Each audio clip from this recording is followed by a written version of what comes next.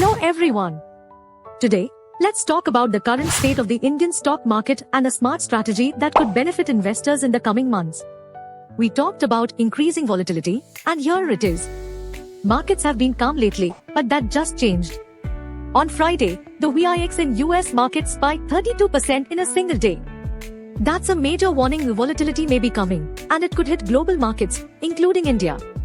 What should be the right asset allocation mix? Should I exit from the gold ETF? Which mutual fund category is the best going forward? If you have these questions in your mind, please watch this video till the end. Let's begin with the top performing category over the last 6 months. Not surprisingly, it is not from equity basket, but from hybrid basket. Multi-asset allocation has been the best performing mutual fund category in last 6 months with the average returns of 15%. In fact, top performing funds have provided more than 18% returns as well. The returns have been great due to their allocation in gold and silver. Now, the question arises, should you exit from gold ETFs or multi-asset allocation funds? Well, there isn't a definitive answer to this. However, considering the current market dynamics, it seems reasonable to systematically reallocate money from gold funds to equity funds. Let's examine two important metrics, the Nifty to Gold ratio and the correlation between the Dow Jones Index and the Nifty. The Nifty to Gold ratio has been declining, indicating the outperformance of gold relative to Nifty.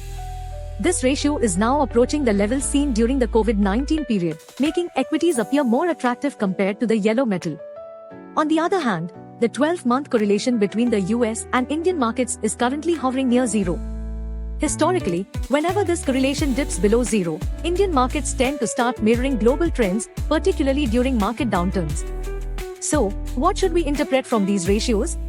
In the near term, increased volatility might lead to lower market levels. However, such corrections typically make equities as an asset class more attractive. The best strategy in this scenario would be to opt for a systematic transfer plan, STP, into high-quality, equity-focused funds.